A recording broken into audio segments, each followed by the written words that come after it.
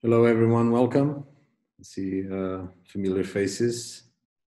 I'm Vitor Pereira, your host for this afternoon, and at Zoom Global Smart Cities Association, we are organizing the Smart Cities Q&A. Is a regular space where we are going to introduce some of our distinguished members and people that can introduce some good content. Interesting content related with smart cities, of course. So today we have a distinguished guest, as my good friend James Noakes is working with the city of Belfast. He was going to explain a little bit what is going on in the UK and also with this recent project.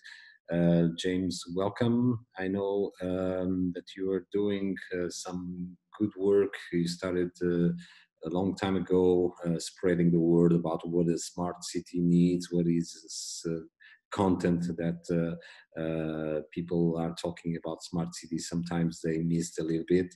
So when we first met, you were already talking a lot about leadership, about courage to take decision and to manage what is the proper questions for the city to manage. And so this is the right time, I believe, with the COVID-19, with a lot of things going on in the world, a lot of problems, a lot of challenges for the future. And I think we all have interested in listen to you, to your words, and also we have a Q&A, questions and answers from your side. Some people can have doubts or can share some content with us also. So James, be our guest. It's your turn now. I'll give you the word now. Thank you, Vitor. Thanks everyone for joining me this evening. I'm hoping that you can all hear me. If you can't, just to kind of somehow let us know whether it's through the chat or not. Although if you can't hear me, how could you ask you that? But I'm really thrilled that Vitor's asked me to give a bit of a presentation today. As per normal, Vitor asks you and then you say, yes, I will. And then you find out he wants you to do it the very next day. I do apologise if it's not the greatest presentation, but we'll make of it what we will. I've been involved in smart city issues for several years, probably less than some people on this call, but certainly more than a few. But I've been involved at various different levels. So I've been involved at the city leadership level as well as the officer level. And also, to a certain degree, in consultancy as well, along there. So I suppose what I'm going to try and do over the next 10 minutes or so is to try and just get a little bit of a flavour of the things that I've been involved in, but more just to raise some issues that I think that people may be interested in, and some little pointers that I feel are important along the way, especially as we develop our system.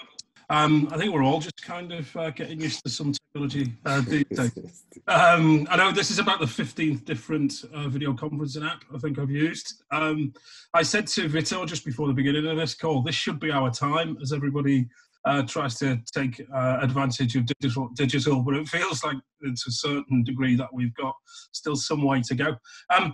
So a little bit about my background at the moment. I'm a city innovation broker as part of the city innovation team in Belfast. That's the smart city team effectively. We're working on a range of different projects. Just before the COVID crisis hit, we were working on the £350 million city deal, which is an agreement with central government where they provide us a certain amount of funding and we'll deliver on that. And that was heavily focused on developing things like a smart district, developing the infrastructure to support digital technologies, and trying to think very differently about how we support the economy and society within Belfast. As you may be well aware that Belfast has had a somewhat troubled history, shall we say. But it's a very much a forward-looking city now that it wants to try and do things differently, and it wants to learn from some of the great places around the world in how to do that. Previous to this, I was Assistant Mayor of Liverpool. I was one of those horrible politician types over in England. I keep saying that I left politics in England to come somewhere where it was less controversial. by myself in Northern Ireland. But whilst I was there, I was responsible for a number of different issues. There was the whole of the investment in our highways, waste, essentially anything anybody could complain about. I was the person that they would come to, and everybody has complaints about things like highways. Everybody has complaints about things like waste, and there's some real difficult challenges that we've had to face up to with that during my time in Liverpool, and some great successes are things worth highlighted as well. My professional background is more in environment and sustainability. You'll see on the screen there, there's a few different roles that I've played. Some of them were still whilst I was an assistant mayor, whilst I was serving on the city council in Liverpool. And so I was able to get two sides of the issue, really. One, what it was like to actually have to try and deliver, and one, what it was like to have to weigh up those different challenges. I always remember having to turn around to the Mayor of Liverpool and point out to him that we wanted to invest in certain technologies. And his response would be something along the lines of, so which child do you not want me to take care of? Now, to a certain degree, that's kind of a really difficult question, but the reality is that's the kind of thing you have to make a decision on when you're leading a city. So it's not being afraid to make those decisions, to stand your corner, and also to recognise that there are competing priorities out there. So you've really got to get the biggest bang for your buck. As I say, my resume goes on probably a bit too much. One of the key things I suppose I've learned over the years is just how times do change and the need to accept change. There's quite a lot of people who find it very difficult to get to accept the concept of change. And I think if you're working in the smart city arena, you really do need to accept the fact that things change, and that part of that is when you go to make an investment and you know full well that the technology is outstripping the decision-making process, you've just got to accept that. So you've just got to realise that things will change over time. There's another great example. Do you remember when we used to be able to have crowds? There's an example of that. You see the lady in the centre of that. She's the only one who's not on a phone. But things do change over time. The use of technology is just, it can be very difficult. I should have put in a slide there that I normally have, which is the decision-making process can often be caught right in the middle of both push and pull challenges. The push being the need to get, as I say, bigger bang for your buck, the need to determine where investment is going to go to make those decisions, but also in challenging times, even before COVID, to understand where you're going to invest less and less money, certainly here in the UK. But at the same time, there's a kind of pull that comes there as well, which is the expectations that people have of using technology, and also the rapid pace of change of technology anyway. So I can remember when I first started to serve on the City Council, an innovative new approach was to have something called a one-stop shop, which was a single location where people could come and access council services. By the time that I left City Council, that was the kind of thing that we were no longer investing in, because people wanted to know why they couldn't just access things online or using technology rather than having to physically go somewhere else. And I think some of those changes have helped us in current times, but also we've still got to realise that there is some change that still needs to be made, and I'll touch upon a little bit of that later. I like this. There's a guy called Vinay Gupta. If you ever get the chance, he talks some great stuff about resilience. He also talks some great stuff about technology and how it's changing. He's got a good background in things like blockchain, etc. He points out that if we think that we're not being affected by technology and by data, the reality is we already are. People now are meeting each other through internet dating, and depending on what that algorithm is, whether that is Match.com or whether that is another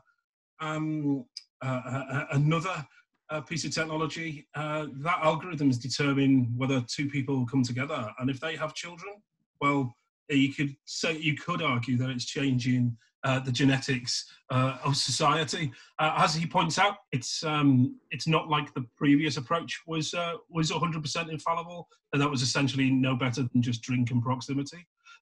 So it's slightly tongue-in-cheek, but it is to point out that there are deep impacts already happening for people out there and on society just by how technology is changing. I'm quite often asked what we mean by smart city, and it can be very difficult to answer that. And I actually think it's probably wrong to try and come up with one single definition, because it means so many things to so many different people. Whether that is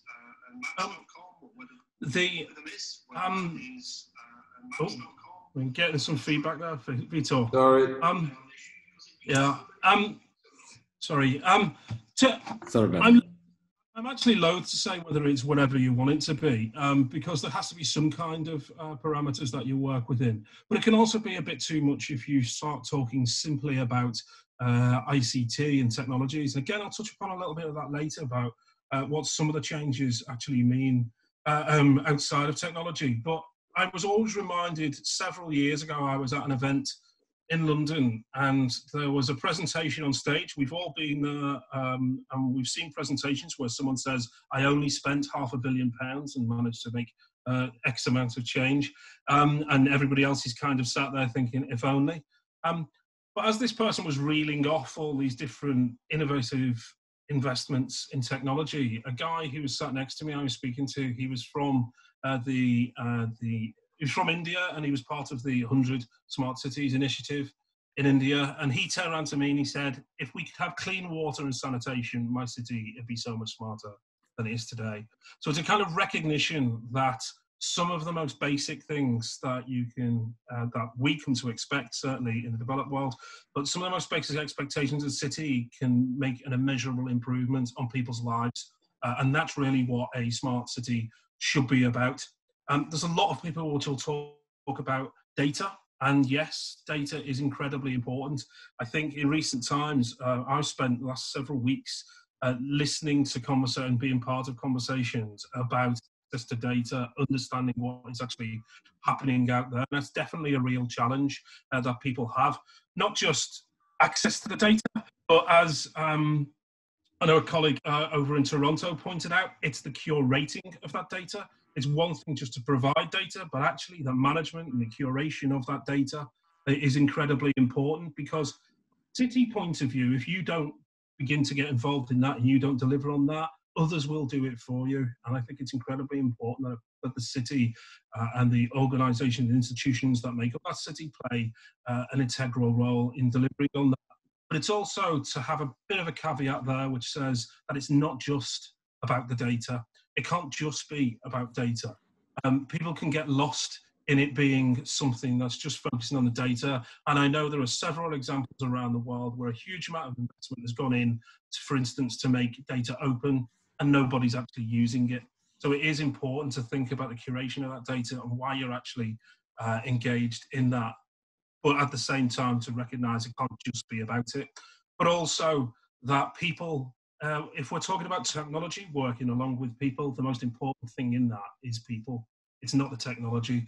The technology will change, and of course, to a certain degree, we can argue that people will change. But actually, it's about delivering on the needs of the people. So, spending a lot of time listening and a lot of time discussing with people, which is difficult, is incredibly important, rather than having the situation, which quite often happens, of having technology solutions looking for problems. Trying to identify the problems. We take a challenge-led approach in Belfast about understanding the mission, understanding the challenges, and then seeing what technologies and what approaches can assist with that. And I suppose I'd probably sum that up, and this is my own little acronym. It's what is smart? Well, it's essentially just something making a real transformation. The example in the picture there is City Bike in Liverpool. And when people used to ask me what's the smartest thing that the city's done, I used to point out, I think it is City Bike. And it's just a bike provision program like many other cities around the world have. But one day I was walking along the banks of the river with a friend. We saw a group of young people sat there. They all had a city bike, and they were all enjoying a bit of a day out down by the riverfront. And it struck me that interaction that event that they were having would not have happened if it wasn't for the provision of City Bike. We already recognised that people were using the city differently as well because of provision of that. It's quite an old technology now, the bike, but it's something that used in that context is incredibly smart. It's made the city a better place, and it's given people much more opportunity. So I think that's when I talk about smart, we can't just talk about technology. So I've found over the years, everyone likes to point out that they've got their own challenges, that they've got they're a special case, that they are very different to everybody else. And yet the more I find people discussing stuff, the more I find that actually they've got more in common, and that the context may be slightly different, but actually I've given some examples there that if you were to read out any of them, then pretty much anybody in any city would say, yes, that's a challenge that we face. That's something that we need to address. There's probably a whole host more as well that you could have put on there. But there's lots of people being involved in addressing these. There's lots of good people out there. They may not necessarily class themselves as part of the smart city industry, but they're definitely doing some really interesting stuff around all of those different things. But it's a recognition that you can learn from cities elsewhere. The one thing that I would hope that people begin to realise when we have a shared pandemic, not that it's something you'd wish upon yourself, is the fact that we are all vulnerable, we're all similar in the challenges that we face. Now, our responses, as been demonstrated on the news, may be very different, but the reality is that we have some shared challenges, and that we should be doing much more to work together on these. And, you know, things like Zoom cities, which Vitor helped put together, is incredibly important for that. I will make one special note, you'd expect me to talk about political leadership. It is incredibly important to have that political leadership from a city's point of view, but I don't mean that in a party political stance. I could, if you wanted me to go into party political lines, but I don't think that's particularly helpful, because the reality is the vast majority of people involved in politics at a municipal level are there to try and make a real difference for the better. They may disagree on how it's done, but they definitely want to make a difference. But when it comes to the smart city programs, it really is important that you have that champion at a senior level who can help. I used to always point out that part of my problem was to give cover to those officers who wanted to do some innovative things. That was part of my challenge, and I think it's incredibly important to have someone who's able to do that. One thing I wanted to point out is a great book if you've not read this. It's by Edward Glaser, who's a professor in Harvard, The Triumph of the City. There's definitely some arguable points in there, but he points out that cities are great places because of serendipity. They bring people together, they throw people together, and they're able to do great things. So you get some real benefits of density. But then we also have the demons of density, whether that is disease or crime or other problems that arise out of that. So I suppose this is a kind of shout out to say that we should be really proud of what cities can achieve, but also just be quite aware of some of the problems that can come with that. I'm very much an urbanist, but I think, you know, there's many a great book out there. That was certainly one that that influenced some of my thinking about how we can address some of the challenges within the city. He's also got some really interesting talks online, which kind of gives you an indication of why we have some of the problems that we do and how cities can help us overcome some of those problems. I'd also like to say that, to quote Schumacher, small is beautiful. That actually we can get very caught up in some of the very large ticket schemes. You know, the team that I'm in is working as part of that £350 million package in Belfast, but actually some of the real differences can be made with small minor changes that don't necessarily need a huge amount of money. I'll give you 3 examples on the screen there. On the left, you'll see an Echo, Amazon Echo.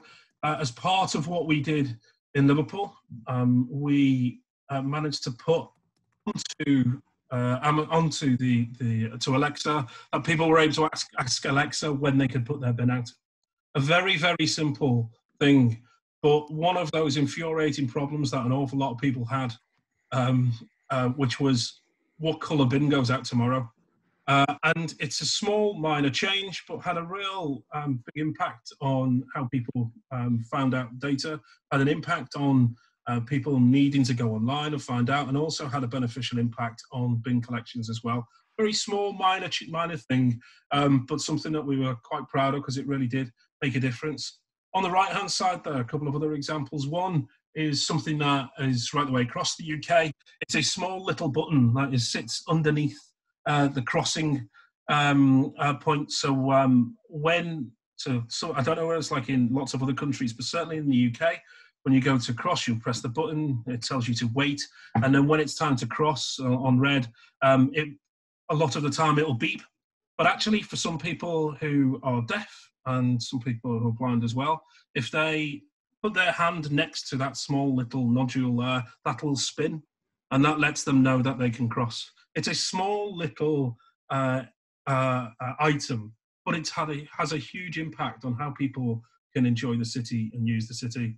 And then finally on that slide, a really great example. I can't remember the girl's name. I should have it to hand, but I think she was actually born without one of her arms developed, and she had lots of prosthetic hands. And a maker space in Liverpool that we were very supportive of found a 3D printed hand. Now it's got all the functions of a hand, doesn't necessarily look exactly like one, but they were able to 3D print it out for her, and they could change that over time. And then it became that all of her friends wanted one. Unfortunately, they couldn't give one, but that kind of innovative look at how you can do things really changed that small little girl's life. I love the story as well, that when they put on an event to show people how they could do that, a young boy and his family had travelled something like 500 miles up to Liverpool just to find out how to do this. I think down from Cornwall in the UK. And when they went to leave, they were like, great, they had some blueprints, they needed to go and find a 3D printer. And then one of the guys just turned around and said, hang on, why don't we just give him one of the hands? Because we can just 3D print another one out. And so that's what they did, making huge differences. A very small thing when you think about it, but making a huge difference to an individual and actually quite a lot of people's lives. So just bear in mind that small can be really, really impactful. But I should also point out that don't be afraid to go big. I don't think trying to change cities for the better through using technology, through having big investment, you should be shied away from. Far too often, the big investment can go to some of the things that entrench the problems. And it's time, I think, that the smart community shout out about the kind of investment that it needs to see. I think what we're noticing at the moment about people's reliance on technology and infrastructure shows that probably we should have been investing a whole lot more, a whole lot sooner than we have done. So don't be afraid to go big, even though, as I have said, small is beautiful. You'll be pleased to know so left. So infrastructure really matters. We can talk about all the great use cases and all of the different technologies that can be used, but infrastructure really matters. Belfast has developed a local full fibre network to help deliver its own services. And off the back of that, we can trial different approaches. Well, hopefully can when restrictions are loosened. We can trial different approaches. We can't get things done if we don't have the infrastructure there. What we're finding, for instance, during this current crisis is that some people were saying to them they should access their services online, whether that is direct social support or whether that is access to employment support, whether that is mental health support. But if you don't own a device, if you find it too expensive to have internet access in your home, it's incredibly challenging. And they're almost having to miss out twice, because they were never part of it when things were open. And now when things are so concentrated online, there's a real challenge for people. And we're looking at new innovative ways that we can help people address that challenge through provision of devices, potential developing mesh networks. But I definitely would be interested to hear from other people if they've got some insight and some experience in delivering on that. And I think this Maslow's hierarchy is something I think we're all beginning to feel during the current crisis. The Sky broadband went down across Northern Ireland. I think it was last Friday or last Thursday, and you don't need to know just an impact that had on so many different people. Infrastructure is incredibly important, and that access to Wi-Fi. Anyone who's got kids in the house right at this moment will realise just how important that is. So I suppose finally, what I'm saying is now is the time. There was a report produced in the UK on future cities just in March, and I think probably already that probably needs to be relooked at. But now is definitely the time, because people are changing the way that they behave. I don't think there's any way that people are going to go back to the normal that they knew beforehand. There's definitely a bit of a dam being broke in the fact that some people are able to use online technologies a lot more. They're becoming more used to things like what we're doing now, online interaction. Here in Belfast, we've provided something called COVID Connect and I. So we've essentially been able to move our brokerage service that we provide in our team online. So we're bringing back together those people who've got challenges around COVID with those who've got support that they can offer. Just go on to COVID Connect NI to have a look at that. But I've had discussions, for instance, with the Professor of Future Cities here in Belfast, and we definitely think that there is a reboot moment that is happening and that we need to take advantage of. It's a recognition that some of those challenges I've already outlined around connectivity, around digital, around infrastructure, at the same time that people wouldn't be entirely happy going back to the same old, to go back to just start those problems again, to just have those cities which are difficult to get around, those cities where it's difficult to access services. There's definitely a reboot moment going on, and it's a real opportunity for change in the way we behave. Because going back to how I started, there's one thing that is a constant is change, and we don't realise sometimes just how much we've changed. I saw a friend today said they'd been keeping a diary for the last couple of months, and they realised just how much we've had to change, just how much we've had to take in. So what I would say is a recognition that there is change, a recognition that actually we can change, we can take the opportunity. So thank you. I hope it's been interesting. I hope it's had some insight. If not, I do apologise. But if you know more and you definitely want to get in touch or anything, then I'm happy to answer some questions now, but there's my contact details, and as I say, more than happy to have a chat elsewhere. So thank you very much. I'll shut up now and hand back over to Vito. Thank you so much, James. Definitely, you don't need to apologize. That's something that we don't accept, your apologies. We thank you. We thank you a lot for what you brought. The kind of insight that we need right now is very important that everyone understands that this is not something new. We are battling for a long time for these questions related with the smart cities becoming a mainstream, and then they ruin everything probably, because some good projects are being done in the shadows. It's like something that don't need to be featured in the media, don't need to be mainstream. They just need to solve problems. And sometimes we totally forgot what is the difference between solving problems and making something different. So I take a lot of notes, not a lot, but at least 3 or 4. But I want to give the chance to people to give to ask you direct questions and share their opinions also, if it's the case. So now I give the audience the chance to do some questions or do some comments. What about James said? Something else that he didn't say, probably because this is not a normal conference, and I apologize for the feedbacks in the beginning. I should have added, I'm quite happy for people who have disagreed with anything I've said.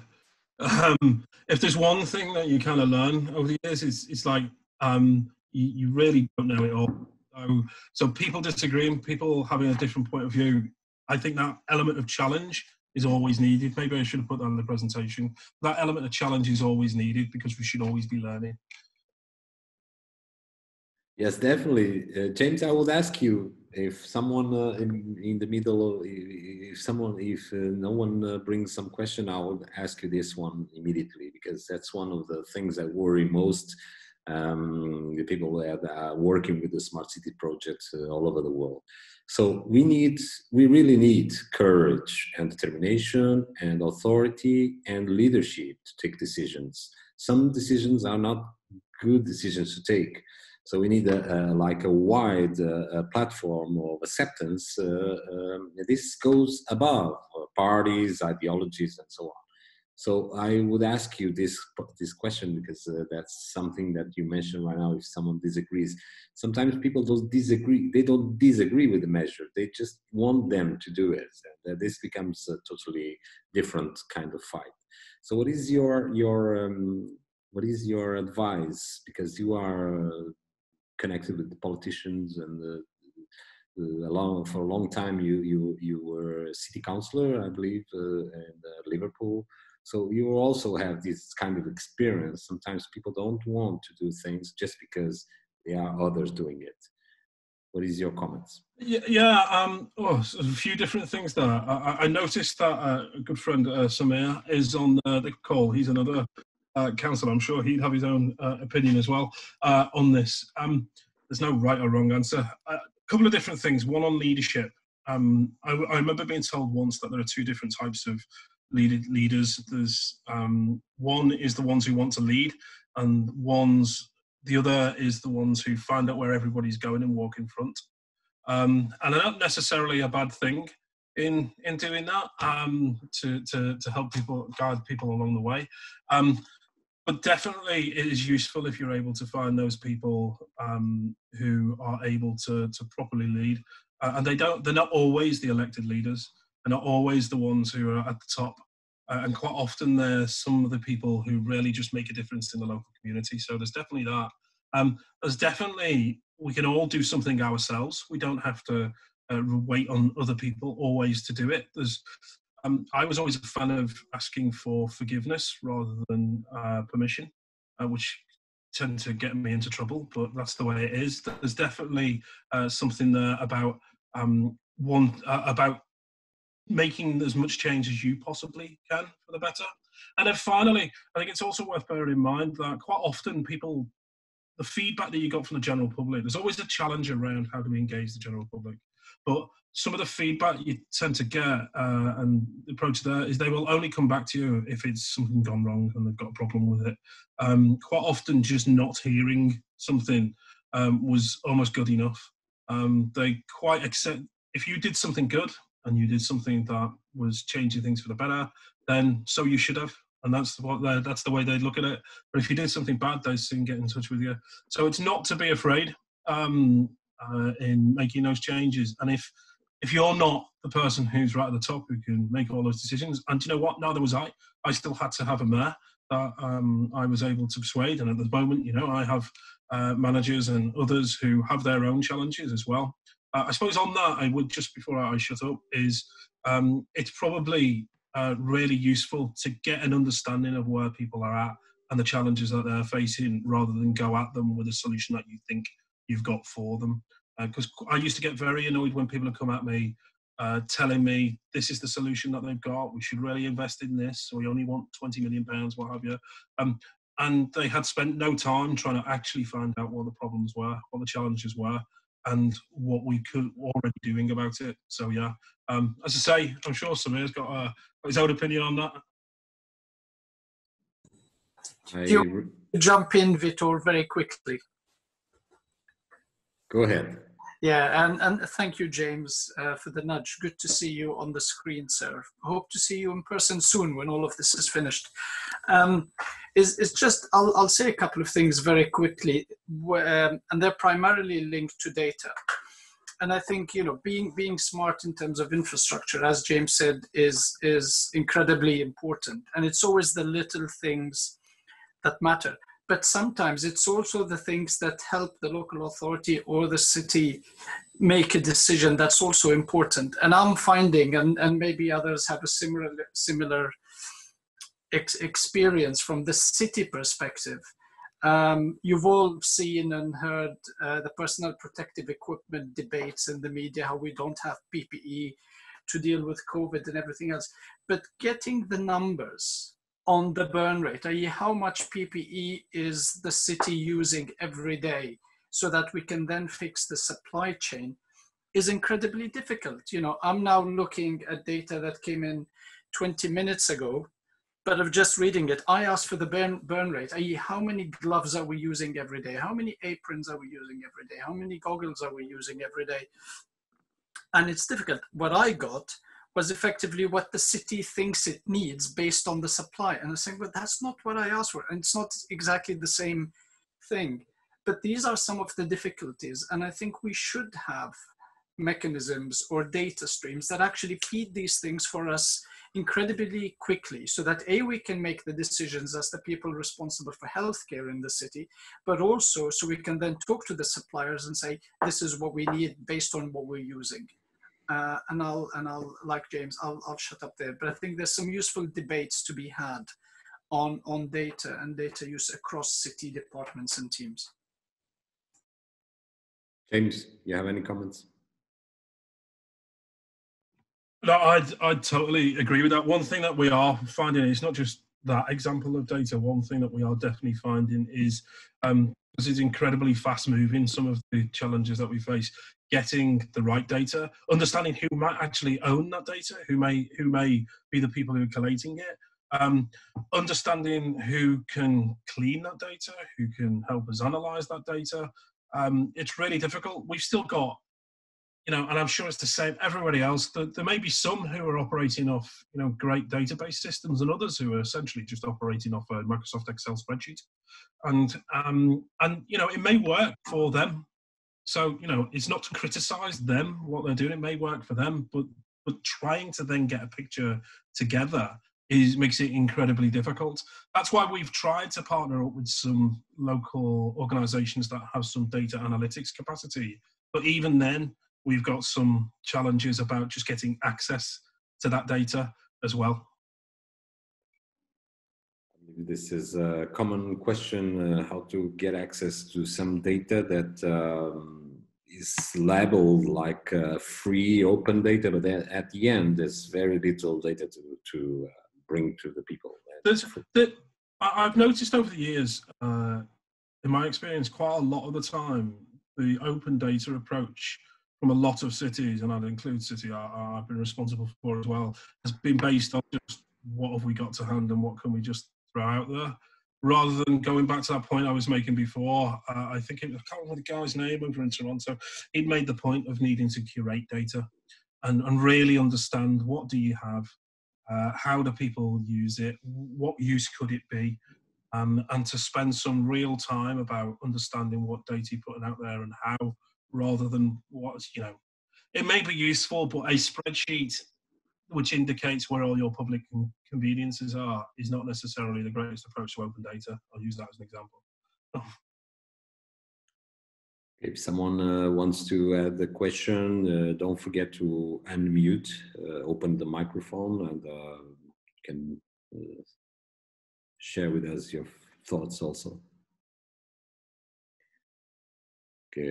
If in the meantime, I have, I'm going to this question of data, James. I'm sorry, because we are talking for so long about this, and it takes too much time to get things done in the proper way. And you mentioned a couple of things that actually have been discussed for ages. The first one is related with the algorithm and who runs the show, by the way. And this become obvious right now with the COVID-19 problem. I believe the smart cities brought a lot of awareness and advocacy for what is the real role of the ones who help politicians to take decisions, and based on what. and the algorithm is there. So I'm not surprised that I wrote this 6 years ago or more, that there will come a time that we will get married with the algorithm deciding like something by faith or fate or something unnatural, and we'll think naturally that something that's happening just because we destiny join us together. So what is your thoughts? I will go a little bit more deeper, putting into this conversation, what is the real effectiveness on our lives about with the algorithm and all these new options that are totally wild right now. We need an oath for this kind of approach right now, an ethical approach.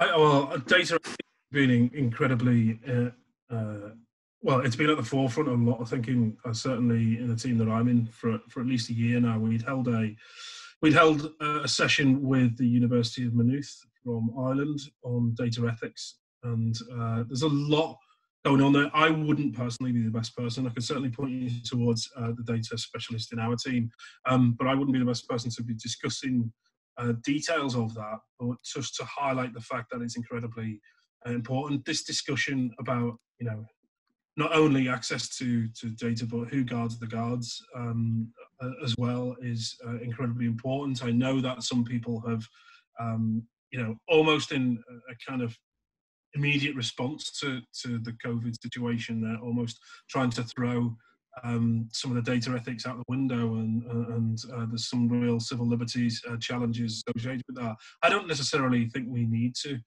do that. I was actually, before all the current issues arose, I was in the middle of writing a piece where I actually think that the approach that's being taken by GDPR is a very good, healthy halfway house between some of the challenges that we see in different parts of the world. So we see some very autocratic approaches to developing smart cities, which is the state will determine exactly what this is about. There's a lot of focus on things like security and the like. And then at the other end of the scale, we have a much more corporate approach, which is essentially, giving up parts of your city even to large corporates. I think there's definitely a balance that needs to be struck between the two of them. And I personally think that GDPR is a very interesting step along the way to certainly help position Europe, but I think to help lead the debate on actually how do we address data issues.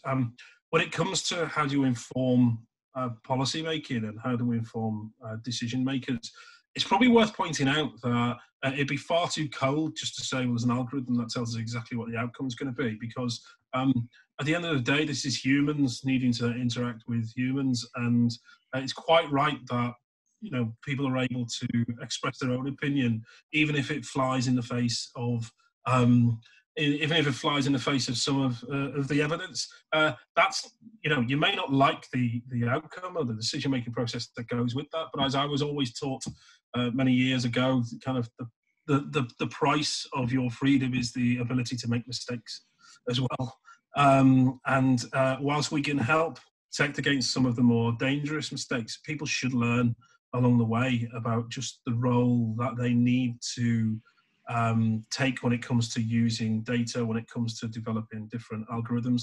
There is some danger in allowing ourselves to be very algorithm-led, but they should be just one of the tools in your arsenal for how you affect positive change in cities, and it shouldn't be the be-all and end-all of that. And just a final point, one thing that we are looking at in Belfast is the idea of a data trust.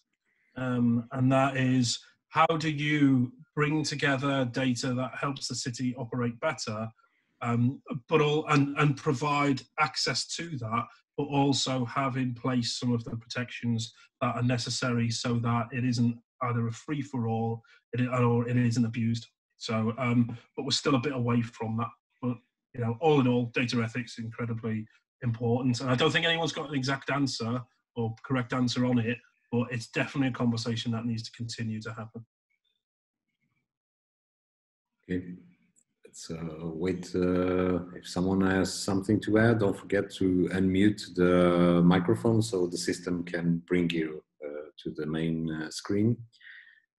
So you touch again another good point of view, and probably the last question. We have at least 5 or 10 minutes more for this conversation. If someone adds some more questions, interesting questions than mine, of course.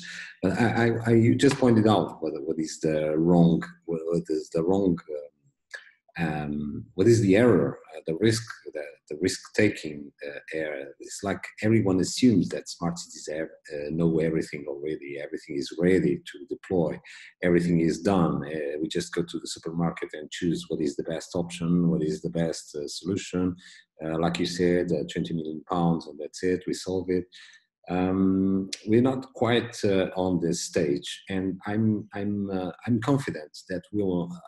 I would hope that we will never reach this stage, because that's the stopping of innovation and disruption and creativeness. So probably some of the problems that cities have nowadays, they can be solved in a creative way. That's a smart way to solve things. It's like the MacGyver style. And it doesn't need to take all the budget, drain all the budget way down. So I would ask you, what is the, how you feel when someone approaches your city, your status, and say, we solve this for this, and you know it's not possible. It's possible to do it without a kind of budget, and how cities can manage all this struggling with so many solutions right now. Yeah, I think just certainly being clear about what your city wants to achieve, and I don't necessarily just mean in smart city terms, but being clear about what your city is trying to achieve, having it confident in its own self is incredibly important.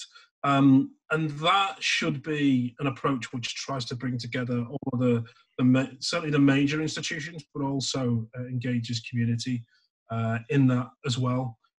You'll not solve the problem of community engagement. It's forever, an ongoing challenge. But definitely, if you've got those kind of major players, those major institutions together, and you're all kind of fairly well focused, I think examples around the world where cities have progressed really well has done that. That's why they've brought those organisations and institutions together, whether it's the private sector, the public sector, the academic sector, and community, and third sector as well. So bringing all of those together is really important. Recognising that there is opportunity cost as well. So there's a risk in making no decision. There's a risk in every decision that we try and make, like you say, but there's a risk in making no decision. And quite often what can cause problems is that reluctance to try and just make a decision and go with it, because you never move forward. If that's the case, it also means that if the city's becoming quite indecisive in how it's going to approach some of these problems, that is it's certainly not creating an area. It's not creating a city where people are open to innovation, you've got to allow some of those opportunities for people to do that, and that can be really difficult because even like the regulators themselves can find it difficult. One thing that we're looking at, for instance, in Belfast is the potential for having what we call a regulatory sandbox. It's not a new idea. There's lots of other places around have begun to look at this.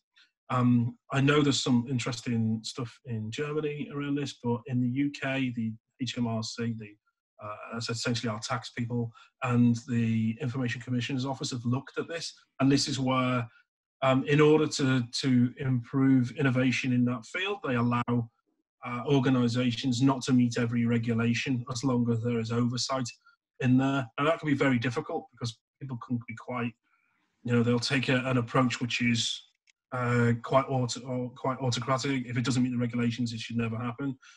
Trying to get people to a point where they just say, yes, let's see, is very difficult. And it can be quite difficult. It can be really scary for regulators to do that. So that's definitely a challenge around that. And then I suppose the last point I wanted to share on this is a kind of very different understanding about what we mean by the role of digital in investment. Now, if I can just share this screen, I don't know whether it'll allow me. Let's see. I think everyone can see that. This is a kind of bit of a mock-up that we've done of foreign direct investment and how it's impacted by digital. On the left-hand side there, you've got the whole digitalization agenda, which is very reliant on data, and its interaction with the digital infrastructure is very reliant on software and hardware. The role that digital technology itself and the relationship is very reliant on data, but all of that kind of triangle moves us on to very different business models, whether that's current traditional sectors getting more engaged in digital, or foreign direct investment in less tangible assets and intangible assets. What used to be the case of, you know, they'll come in and buy a factory or they'll set up something, it's a very different approach that's being taken now. What that does mean is it means that digital reduces the need for companies and people to invest in a location in the same way. It means you don't have to buy large assets necessarily to invest there. It also means that you can be a multinational company and it just be one or two people because you're working across lots of different areas. But also that all feeds back to emphasize the need for that digital infrastructure, that digitalization. So there's a bit of a feedback loop comes into play there. And all of that faces up to those regulatory environment challenges. It can be very difficult for people to get out of, for it was a very old mindset about what investment actually means and the role that digital is doing in undermining some of those investments. So I just wanted to kind of flag that up because that's something that we've been talking about the need to understand how that allowing risk-taking can change the way that people are thinking about investment as well. I hope that's made sense. And I'm not just showing you something everyone's just going, what on earth are you going on about? So, yeah. It's very important because was one of the requests right now from the cities, because there's a competition, global competition between the cities to get the most. I've just seen a couple of questions there. That yes, I was going to them. Yes. That triple helix approach. We do talk about the triple helix approach. We actually talk about the quadruple helix approach. So we've got public, private, academic, and community as well. Because there tends to be an assumption sometimes that just because you've got the public sector there, you've got some kind of community engagement there. And I think that's the case. That actually you need, going back to something I said earlier, you need that engagement of people in there. And that kind of the impact of cultural factors. That's really, really difficult question. That's an incredibly difficult question because that's when the context is different for every city. Some very different cultural challenges in different places. As I say, one person's view of a smart city in one part of the world can be very different for another.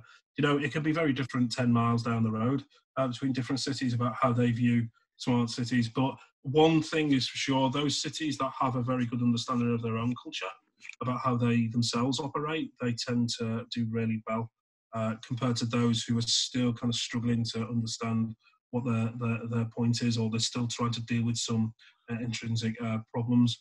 And that, how do we engage citizens? It's a kind of $64,000 question. I think every city would love to know how it can better engage citizens on that. And as I said before, quite often you will only find out when you've done something wrong. That's just the way it is. But I like some of those different approaches that people have taken towards co-creating services. So how do you develop services rather than in a kind of very impositional, is that a word? Really very imposing point of view of here's a service, take it or leave it. Actually, how do you co-create those services? And we've had some interesting successes in the UK around developing apps, for instance, with the elderly, with young people, etc. How do you engage them with that? I suppose it's making sure that just in the rush towards developing technology, you're not leaving people behind. Just to re-emphasise a point that I had made before, that during this current crisis, some of the real challenges that we're facing is just the access to infrastructure that people have got, whether they've got a device, whether they've got access to broadband. It's a real challenge. So ensuring that you spend some time making sure that everyone's working off a level playing field is incredibly important. Thank you so much, James. It's really useful content that you share with us. Of course, this is very wide components right now from the smart city perspective. We used to understand the city, digital city, the technology city driven, but now everything is connected. At least is something that we are asking for a long time for administrations, is that to break down the silos, start connecting everyone and talk everyone with the same purpose, which is to create a better life for their citizens. So we will have other chances to actually discuss this and other topics like culture, citizen engagement. And by the way, if someone, the next Q&A from Zoom Global Smart Cities will be related with the blockchain and the fintech and all the perspectives that are there. The potential is there, is related with digital. Everything is moving fast, and we need to clear out the way, the path, so the proper messages they step forward and they move forward to they achieve the success. It's a complicated world that we're living right now. There's a lot of noise, a lot of messages, different kinds of perspectives, but I believe this is the last statement before we close this Q&A session. I believe that, like James said, and share with us his own experience, everything that he has to share with all of us, is that we have to do everything with a purpose. The purpose needs to be take care of the problems of the citizens and take care, even if we do wrong, at least we have the acceptance that we are trying to solve it out. And these things have a lot of space in between. They have a lot of solutions. They have a lot of influence. They have a lot of solicitude. So there's a need to even through these kind of sessions, events of all kinds, where everyone has a chance to share and ask and take some doubts. So I believe this is some part of that process also. So I thank you all for being with us, and I thank you especially to you, James, for taking the time. We will do it more times. I believe now with the online thing, we already have this in our agenda, basically since the beginning of the year, to do this podcast and sessions online, because it's also interesting that and important that we share and we keep saying that there's a reality beyond all the things that people are sharing and they have in their own minds. So thank you all, and we see you next Friday for the blockchain fintech session with another member of Zoom Global Smart Cities, this time Guilherme Correia. Thank you all, and see you soon.